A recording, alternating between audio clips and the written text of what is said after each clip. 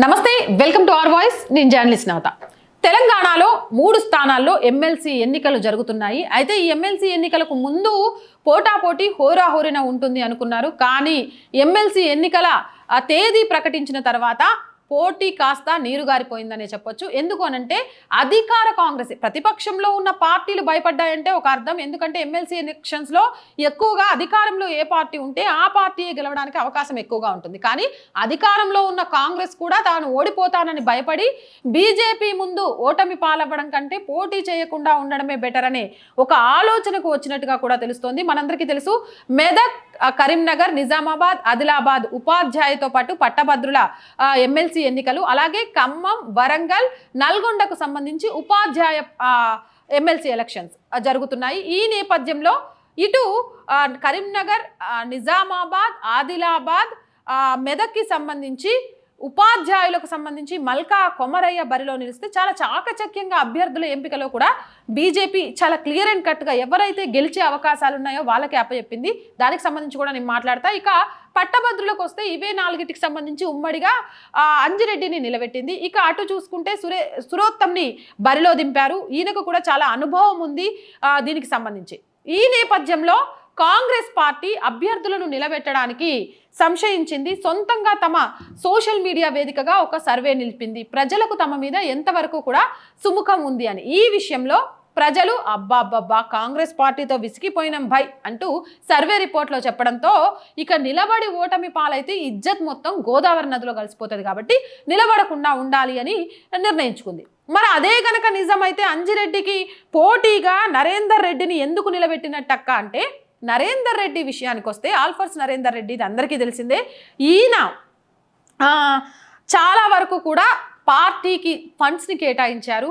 ఈ నేపథ్యంలో నాకు అవకాశం ఇస్తే నేను నిలబడతాను, నాకు ఇవ్వండి అని నరేందర్ రెడ్డే వెళ్ళి అడిగినట్టు. ఇక ఎలాగో ఓడిపోయేదే, మేము ఇవ్వాలి అనుకోవట్లేదు, నరేందర్ రెడ్డి కాస్తో కుస్తో పార్టీకి చేసిండు కాబట్టి మేము నరేందర్ రెడ్డికి సీట్ ఇవ్వడం ద్వారా దాన్ని భర్తీ చేసిన వాళ్ళం అవుతాం అన్నట్టుగానే సీట్ ఇచ్చారే తప్ప ఇది గెలవడానికి అవకాశం ఉన్నది కాదు అనే విషయం అధిష్టానానికి కూడా తెలుసు అనే విషయం ఒకటి సోషల్ మీడియాలో అయితే పూర్తిగా వైరల్ అవుతూ వస్తుంది. అదే వాస్తవం అంటూ కూడా అక్కడ ఓటర్లు, ముఖ్యంగా ఎవరైతే పట్టభద్రులు ఉన్నారో చాలా క్లియర్గా చెప్తున్నారు. ఇక అభ్యర్థుల విషయానికి వస్తే మాట్లాడుకోవాల్సి వస్తే 3 స్థానాల్లో ఒకే ఒక్క చోట కాంగ్రెస్ నిలబెట్టింది, మిగిలిన చోట్ల ఎక్కడా నిలబెట్టలేదు. ఇక బీఆర్ఎస్ పూర్తిగానే చేతులు ఎత్తేసింది. ఇక కమ్యూనిస్టు పార్టీలు అరాకొరాగా నిలబెట్టినా వాళ్ళు పెద్దగా ఎన్నికల్లో ప్రభావం చూపిస్తారు అనుకోవడానికి ఏమీ లేదు. వార్ వన్ సైడ్కి వచ్చేసింది.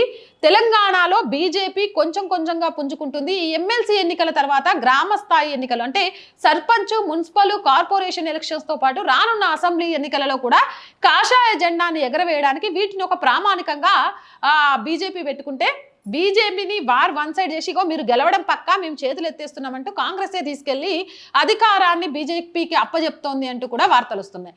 ఇక మల్కా కొమరయ్య గురించి మాట్లాడుకోవాల్సి వస్తే ఆయనకు విద్యా సంస్థలు ఉన్నాయి. ప్రైవేటు టీచర్స్తో పాటు విద్యా సంస్థలను నడిపిన ఒక వ్యక్తిగా, అలాగే కరీంనగర్, వీటితో పాటు కరీంనగర్కి సంబంధించిన పెద్దపల్లి వాస్తవ్యులే కావడంతో అక్కడ చుట్టుపక్కల అనేక స్కూల్స్ డెవలప్మెంట్ విషయాల్లో కానీ, అక్కడ అనేక సమస్యల విషయంలో కానీ మల్కా కొమరయ్య వ్యవహరిస్తున్న తీరు, ఆయన చదువుకున్న చదువు, అలాగే ఆయన సౌమ్య స్వభావం, గట్టిగా మాట్లాడని నైజం, ఒక్కొక్కసారి గట్టిగా మాట్లాడలేని విధానం కూడా మనల్ని ఆకర్షించడానికి కారణమవుతుంది. అలాంటి ఒక కారణం కూడా మల్కా కొమరయ్యలో ఉంది. మనం ఏదైతే వ్యవస్థ ఉందో ఆ వ్యవస్థలో తప్పు మీదే పోరాడాలి. ప్రతిసారి గొంతేసుకొని అరవడం వల్ల ఒరిగేదేమీ లేదు. సమస్య ఏదో తెలిసినప్పుడు ఆ సమస్య మీద గట్టిగా మాట్లాడగలిగితే చాలు, ఆ సమస్య మీద అవగాహన ఉన్న వ్యక్తి అయితే చాలు అనేది ఈరోజు ఉపాధ్యాయ ఎమ్మెల్సీలో మల్కా కొమరయ్య గెలుపు ద్వారా తెలియబోతుంది అనే విషయాన్ని కూడా చెప్తున్నారు. ఇప్పటికే అనేక సంఘాలకు సంబంధించిన ఉపాధ్యాయ సంఘాలు మల్కా కొమరయ్యకు మద్దతు తెలియజేశాయి. ఇక అటు ఖమ్మం, అలాగే వరంగల్, నల్గొండ ఉపాధ్యాయులకు వస్తే సురోత్తమ్ రెడ్డికి కూడా ఇంతకు ముందు ఏదైతే అధికారంలో ఉందో దాని నుంచి కొంత ఇటువైపు ఓటు బ్యాంకు రావడము, ఆయనకు అంటూ కొంత సొంత ఓటు బ్యాంకును గ్యాదర్ చేసుకునే శక్తి ఉండడము, అలాగే ఆ సమస్యల మీద అవగాహన ఉన్న వ్యక్తిగా ఉండడము, వీటన్నిటితో అక్కడ కూడా గెలుపు అనేది సునాయాసంగా మారబోతుంది అనే విషయం తెలుస్తుంది. ఇక 3వది పట్టభద్రుల ఎమ్మెల్సీకి సంబంధించి ఇక్కడ మాత్రమే ఆల్ఫోర్స్ నరేందర్ రెడ్డి అలాగే హరికృష్ణ అనే ఒక వ్యక్తి అంజిరెడ్డి గారికి పోటాపోటీ ఇవ్వబోతున్నట్టుగా తెలుస్తోంది. అయితే ఇది మొత్తం పోటాపోటీ అని వాళ్ళు చేసుకునే ప్రచారమే కానీ అంజిరెడ్డి వైపు పట్టభద్రులు అంతా ఉన్నారు. పట్టభద్రులు ఈరోజు కాంగ్రెస్ పార్టీ చేసిన మోసాలన్నిటినీ గ్రహించారు. ఏవైతే అధికారంలోకి వస్తే ఉద్యోగాలను ఇస్తామని కానీ విద్యార్థులకు అందంగా ఉంటామని కానీ మాటలు చెప్పింది మాటలు కోటలు దాటాయే తప్ప చేతలు గడపలు కూడా దాటలేదు. బల్మూరి వెంకట్ లాంటి వ్యక్తులు లేదా యువ నేతలుగా ఈ ఉమ్మడి జిల్లాల నుంచి వచ్చిన నాయకులు కూడా ఈరోజు విద్యార్థులు యువత సమస్యల మీద మాట్లాడటం లేదు. కాబట్టి అసలు కాంగ్రెస్ని నమ్మే ప్రసక్తే లేదు. ఈ నేపథ్యంలో పారిశ్రామికవేత్త ఉండి కూడా పూర్తి స్థాయి రాజకీయాలకు సమయాన్ని కేటాయిస్తూ ఎస్ఆర్ ట్రస్ట్ ద్వారా అనేక మంది విద్యార్థులకు అలాగే అనేక మంది నిరుద్యోగులకు అండగా ఉన్నారు అంజిరెడ్డి. ఈ నేపథ్యంలో పట్టభద్రుల గొంతుకై ఈయన ప్రశ్నించగలడు అనే నమ్మకం ఉన్న నేపథ్యంలో అంజిరెడ్డికి ఓటు బ్యాంకు పెరగడానికి ఓట్లు పడడానికి కారణమవుతుందని చెప్తున్నారు. ఏదేమైనా ఈ 3 ఎమ్మెల్సీ ఎన్నికలకు సంబంధించి క్లీన్ స్వీప్ చేయబోతోంది బీజేపీ. ఈ 3 ఎమ్మెల్సీ ఎన్నికలు గెలిచిన తర్వాత ఖచ్చితంగా కూడా రేపు రాబోయే స్థానిక సంస్థల ఎన్నికల మీద కూడా వీటి ప్రభావం చూపబోతుంది అని తెలుస్తోంది.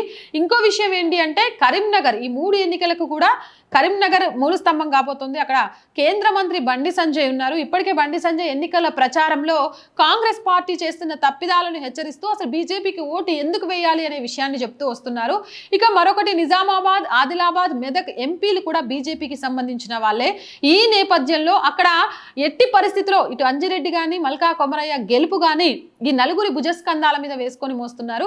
ఇక కరీంనగర్ కి సంబంధించి వరంగల్ అభ్యర్థి విషయంలో ఒకసారి మనం చూసుకునేటట్టయితే అటు వరంగల్ నల్గొండ ఖమ్మానికి సంబంధించి బీజేపీకి పెద్దగా పట్టు లేకపోయినా ఇప్పుడిప్పుడే అక్కడ బీజేపీ పుంజుకుంటున్నా ఏదైతే ప్రభుత్వ వ్యతిరేకత ఉందో అలాగే అక్కడ నిలబడ్డ వ్యక్తి మీద నమ్మకం ఉందో అవి రెండే ఆ వ్యక్తిని గెలిపించకపోతున్నాయి.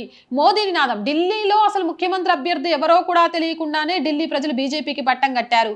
ఇదే స్ట్రాటజీని వరంగల్ ఉమ్మడి వరంగల్కి సంబంధించి కూడా ఉపయోగిస్తున్నట్టుగా తెలుస్తోంది. చాప కింద నీరులాగా ప్రచారాన్ని చాలా వేగవంతం చేసినట్టుగా బయట పెద్దగా ఆయన గురించి ప్రస్తావన లేకపోయినా ఓటు సాధించడంలో ఖచ్చితమైన విజయం సాధిస్తారు అని కూడా అక్కడ నుంచి అయితే లోకల్గా చెప్తున్న సమాచారం మనం కొంతమందిని కనుక్కుంటే ఇక ఈ విధంగా 3 స్థానాలకు సంబంధించి బీజేపీ కాషాయ జెండాను ఎమ్మెల్సీ ఎలక్షన్స్లో ఎగరవేయబోతోంది అనేది అభ్యర్థులు ఖచ్చితంగా చెప్తుందే కాదు ప్రచారంలో కానీ ప్రజాస్పందనలో కానీ అటు ఉపాధ్యాయులు కానీ ఎందుకంటే ఉపాధ్యాయులు అనేక సమస్యలను ఎదుర్కొన్నారు అటు బీఆర్ఎస్ హయాంలో ఆ తర్వాత కాంగ్రెస్ హయాంలలో కూడా అదే సమస్యలను ఎదుర్కొంటున్నారు. కొన్ని జీవోల వల్ల భార్య ఒక దగ్గర భర్త ఒక దగ్గర పిల్లలు ఒక దగ్గర అలాగే అనేక సమస్యలు వాళ్ళకి రావాల్సిన డిఏలు టీఏలు ఇలాంటి వాటిలో కూడా అనేక సమస్యలు అసలు వాళ్ళను మీ సమస్య ఏంటి అని అడిగే నాదుడే లేకపోయిండు. అధికారంలోకి కాంగ్రెస్ వచ్చిన తర్వాత కూడా ఇవన్నీ కూడా క్లియర్ అవ్వాలి అని అంటే వాళ్ళకు చెంపపెట్టుగా సమాధానం చెప్పాలి. ప్రజలకు ఇచ్చిన మాటల్ని నిలబెట్టుకోలేకపోతే ఖచ్చితంగా ప్రత్యామ్నాయంగా ఇంకొన్ని ఎన్నుకుంటారు అని చూపించగలిగితేనే దారిలోకి వస్తుంది. 4 సంవత్సరాల్లో కొంచెం కళ్ళు పెట్టి పాలన చేస్తుంది.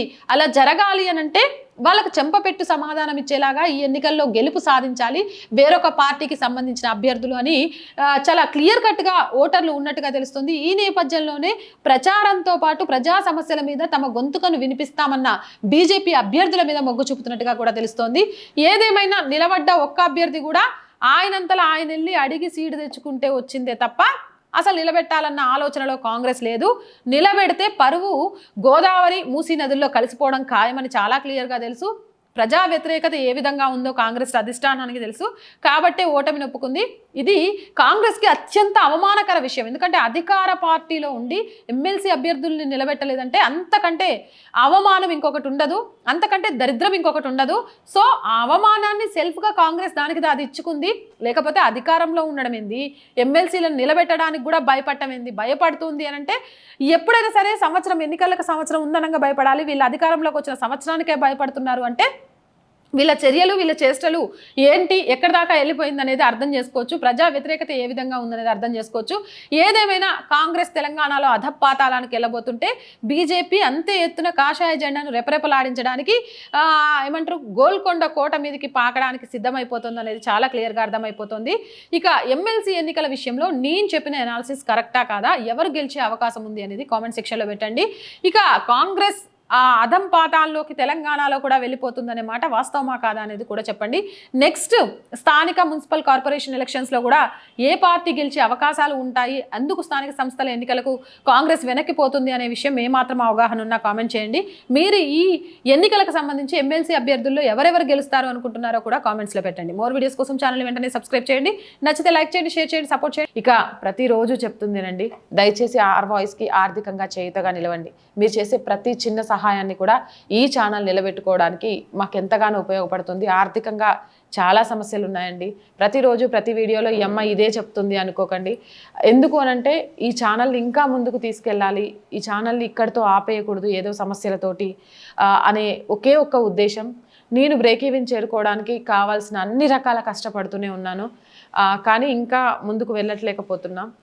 కొంతకాలం మీరందరూ సహాయం చేస్తే ఖచ్చితంగా ఈ ఛానల్ ఏదో ఒక రోజు నలుగురికి సహాయం చేసే బ్రేక్ ఈవెన్కి చేరుకుంటుంది అనే నమ్మకం ఉంది. అప్పటిదాకా మీ అంతా తోడుగా నిలవండి. ఆర్థికంగా సహాయం అందించాలి అనుకునేవారు సబ్స్క్రిప్షన్ పక్కనే జాయిన్ అనే బటన్ ఉంది. 1 to 5 లెవెల్స్ ఉన్నాయి. ఏదో ఒక లెవెల్లో సపోర్ట్ చేయండి. లేదా స్క్రీన్ మీద గూగుల్ పే, ఫోన్పేతో పాటు అకౌంట్ డీటెయిల్స్ కూడా ఉన్నాయి. మీకు తోచిన సహాయం చేయడం ద్వారా ఈ ఛానల్ని నిలబెట్టాలి అనే మా కలకు సహకారం అందించిన వాళ్ళు అవుతారు. అలాగే వ్యాపార ప్రకటనల కోసం 8328500576 నెంబర్ని సంప్రదించండి. అలాగే సమస్య ఏదైనా సరే ప్రజా గొంతుకును మా గొంతుకగా వినిపించాలి అనుకుంటున్నాం. ప్రజా సమస్యలను 8328500576 నెంబర్కి వాట్సాప్ ద్వారా తెలియజేయండి. జై హింద్, జై భారత్.